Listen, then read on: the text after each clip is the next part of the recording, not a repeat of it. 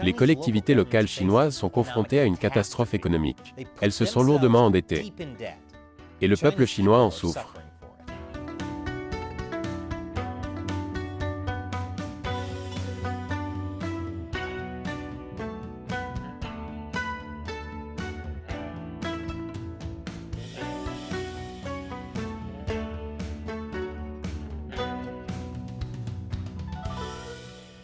Bienvenue sur Chine non censurée, je suis Chris Chappell.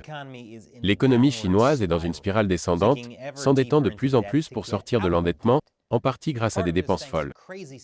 La Chine n'est pas vraiment connue pour être dépensière, mais elle a pris plus que ce qu'elle pouvait mâcher avec sa politique de zéro Covid.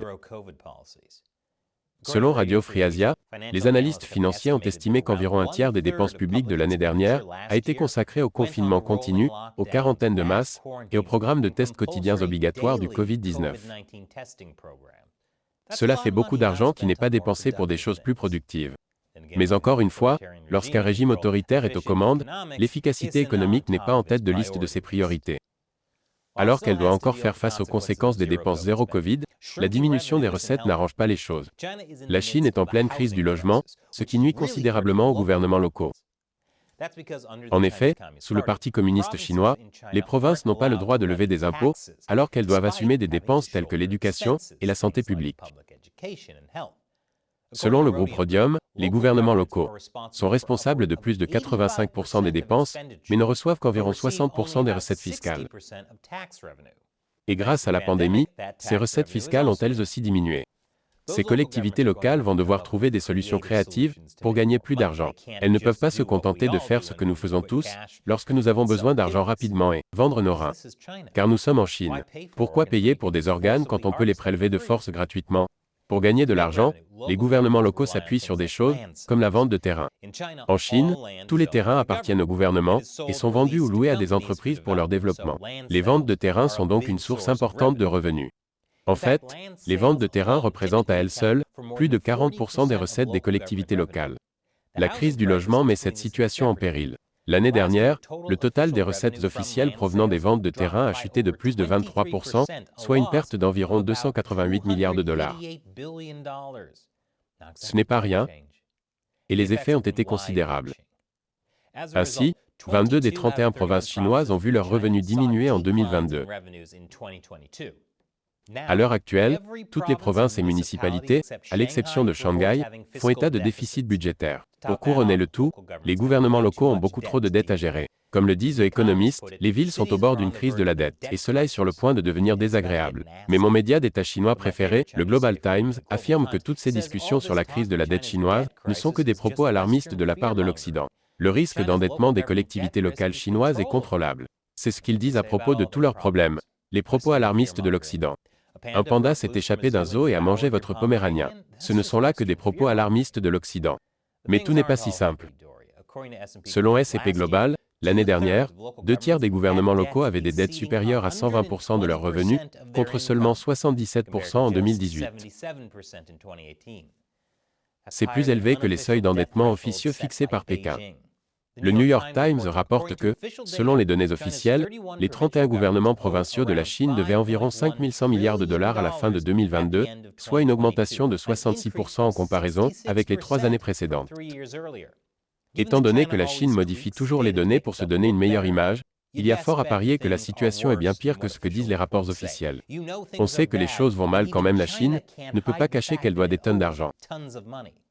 Au début de l'année, un rapport du Fonds monétaire international a chiffré la dette des collectivités locales chinoises à un niveau beaucoup plus élevé que ce que la Chine a déclaré. Au lieu de 5 100 milliards de dollars, le FMI estime la dette des collectivités locales à 9 500 milliards de dollars, soit l'équivalent d'environ la moitié de l'économie du pays.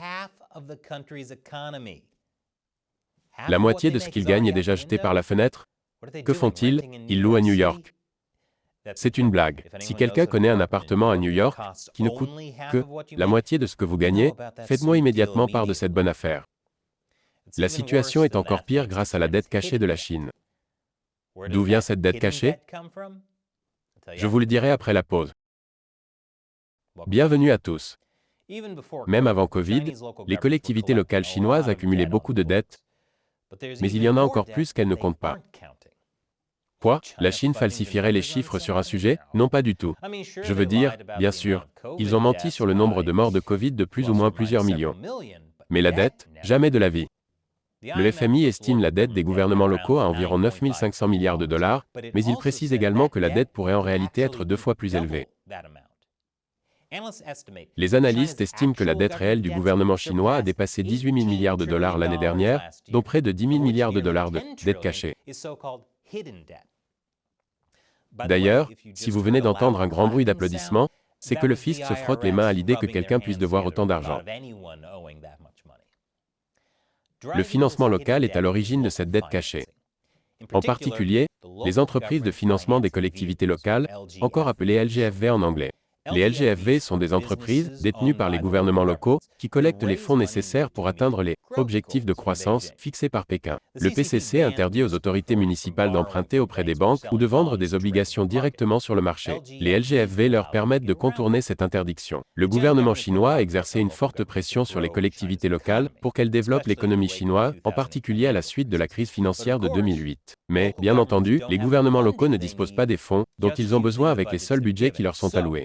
Ils utilisent donc les LGFV pour dépenser directement dans des projets tels que les routes, les ponts, les métros et les projets d'aide sociale à long terme de l'État.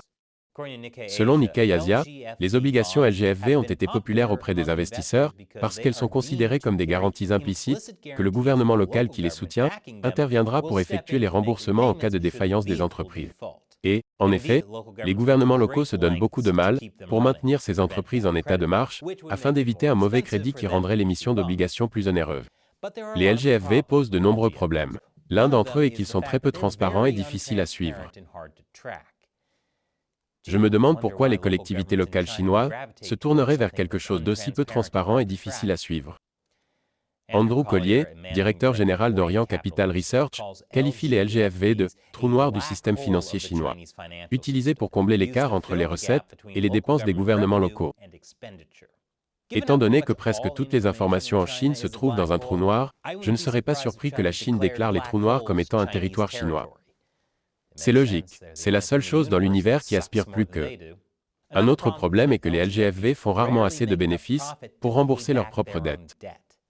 C'est pourquoi la plupart d'entre elles ont besoin de refinancement constant et d'injections fréquentes de liquidités pour rester solvables.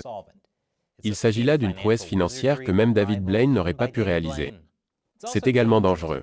Selon le Center for Strategic and International Studies, l'un des risques potentiels les plus pressants pour le système financier chinois est la possibilité que les obligations LGFV commencent à faire défaut en grand nombre. La Chine reconnaît que les dettes cachées constituent un énorme problème. Le Premier ministre chinois Li Keqiang a fait de la prévention et du désamorçage des risques liés à la dette des collectivités locales l'une des principales tâches du gouvernement chinois pour cette année. Cela fait partie de leur liste de choses à faire, au même titre que l'amélioration de la sécurité alimentaire, la domination incontestée du monde et le rattrapage de la dernière saison de Ted Lasso.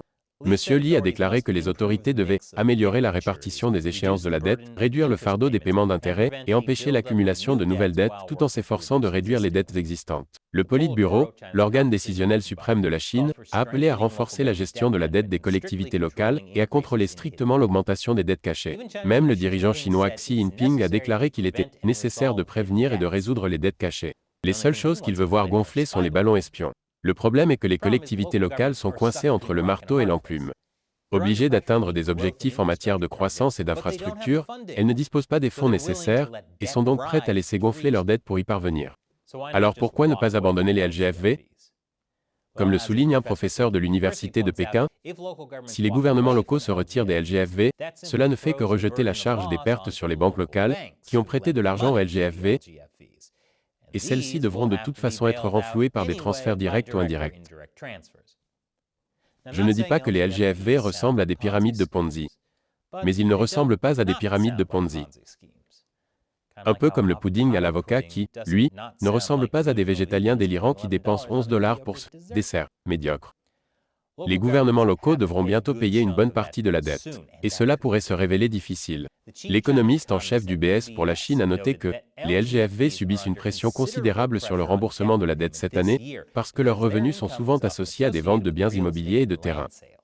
Selon le Wall Street Journal, la principale préoccupation n'est pas que les villes fassent défaut et déclenchent une crise financière, bien que les économistes disent que cela ne peut être exclu. Le problème est que les villes devront continuer à réduire leurs dépenses, à retarder leurs investissements ou à prendre d'autres mesures pour tenir les créanciers à distance, ce qui nuira à la croissance pendant des années. Mais ces réductions sont déjà en cours, et elles se font aux dépens des citoyens chinois ordinaires. Je vous en dirai plus après la pause. Bienvenue à tous. Les gouvernements locaux chinois doivent faire face à un grand nombre de dettes cachées. Ils espéraient que la croissance économique dépasserait, ou au moins égalerait l'augmentation de leurs dettes, mais cela n'a jamais été possible. Quelle est donc leur solution? N'est-ce pas évident? Dépenser plus d'argent. De nombreuses LGFV se sont lancées dans l'achat de terrain l'année dernière pour combler le vide laissé par les promoteurs, tout en empruntant davantage auprès des banques d'État et en émettant plus d'obligations. Entre-temps, les médias d'État ont annoncé un grand nombre de nouveaux projets. Par exemple, à Guangdong, la plus grande province chinoise en termes de production économique, on a annoncé qu'on investirait 1200 milliards de dollars dans 1530 projets en 2023, et à Henan, on a dit qu'on dépenserait 261 milliards de dollars dans 2500 projets, donc encore plus de dettes. Les projets chinois sont toujours d'immenses succès, et jamais de catastrophique gaspillage d'argent, n'est-ce pas? Tout comme leur. Oul. Bon, je suis sûr que ça va marcher.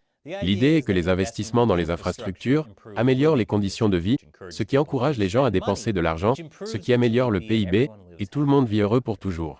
Mais ces projets ne se traduisent pas nécessairement par une amélioration des conditions de vie. Comme si l'histoire de la Chine en matière de construction de routes inutiles n'était pas une preuve suffisante. Cette route est plus inutile qu'une PlayStation pour un ornithorynque, car comme chacun le sait, les ornithorynques préfèrent les Xbox. Quoi qu'il en soit, voici un exemple. Dans la province du Henan, la ville de Shanqiu a déclaré qu'elle financerait 701 projets. Cela après avoir déclaré qu'elle avait dépensé 1 milliard de dollars pour payer les intérêts de sa dette, ce qui revient à dire qu'elle a consacré un tiers de l'ensemble de ses recettes fiscales aux seuls intérêts de la dette. Comment la ville va-t-elle donc financer 701 projets? En réduisant les dépenses dans les domaines de l'éducation, de la santé, de la protection de l'emploi, des transports et de bien d'autres services publics. Et ce, après que Shanqiu a gaspillé des tonnes d'argent dans des projets d'embellissement urbain et des routes qui ne mènent nulle part. Car qui a besoin de produits de première nécessité, quand on peut n'avoir rien à se mettre sous la dent? Ce type de réduction se produit partout en Chine. Certaines de ces réductions, notamment celles qui concernent les prestations médicales, ont donné lieu à des manifestations à Wuhan, Dalian et Guangzhou. D'autres ont affecté les salaires des travailleurs. Les autorités du Yunnan ont déclaré qu'elles avaient du mal à payer leurs salaires. Al Jazeera rapporte qu'une fonctionnaire de l'Est de la Chine a vu son salaire retardé de 3 mois. Et le Wall Street Journal a rapporté qu'un balayeur de rue n'avait pas reçu son salaire mensuel d'environ 320 dollars depuis au moins 7 mois. Le gouvernement n'est pas responsable de ces situations. C'est manifestement l'œuvre des alarmistes occidentaux. Ne vous laissez pas effrayer par l'Amérique, vous recevrez vos chèques. D'ici quelques trimestres. Peut-être. La situation est si grave que les gouvernements provinciaux et locaux à court d'argent vendent les écoles publiques aux enchères, réduisent les contrats avec les entrepreneurs privés et diminuent les retraites. Et une fois de plus, la belle utopie communiste s'effondre sur elle-même. Cette émission n'existerait pas sans le soutien de téléspectateurs comme vous. YouTube démonétise, supprime et désabonne secrètement des personnes de cette chaîne. Rejoignez ce que j'appelle l'armée des 50 centimes Chine non censurée en contribuant à l'émission sur Patreon. Vous bénéficierez d'un tas d'avantages intéressants, dont la possibilité de me poser des questions auxquelles je répondrai dans l'émission. La question d'aujourd'hui vient de Greg, en réponse à notre épisode sur Shine. Je vous remercie pour votre reportage et pour avoir expliqué pourquoi cette situation est si préjudiciable aux entreprises, grandes et petites. Chris, que peut-on faire pour attirer l'attention sur ce problème? Excellente question, Greg. Au cas où vous n'auriez pas vu notre épisode sur Shine, il s'agit en fait d'une application chinoise de fast fashion qui est capable de sous-coter les concurrents américains en faisant fabriquer tout ce qui est très bon marché en Chine, tout à fait possiblement avec l'aide d'une main-d'œuvre esclave.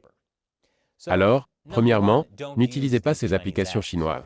Shine, Temu, TikTok, n'importe laquelle. Il y a une raison pour laquelle le Parti communiste chinois les pousse, et ce n'est pas une bonne nouvelle pour les gens qui les utilisent. Essayez plutôt d'acheter des produits ailleurs qu'en Chine. À court terme, cela peut coûter un peu plus cher, mais à long terme, rien ne vous coûtera plus cher que la domination de l'économie par la Chine. Parlez-en à vos amis et à votre famille et incitez-les à faire de même. Écrivez à vos représentants élus et dites-leur que vous voulez que des mesures soient prises pour éliminer les fournisseurs chinois qui recourent au travail forcé, c'est-à-dire pratiquement tous les fournisseurs. Tous les vêtements dont vous avez besoin peuvent être trouvés sur chinauncensored.tv/merchandise. Toutes ces superbes chemises ne sont pas fabriquées en Chine. Merci pour votre question, Greg, et pour votre soutien. Et merci d'avoir regardé cette émission. Une fois de plus, je suis Chris Chappell. À la prochaine fois.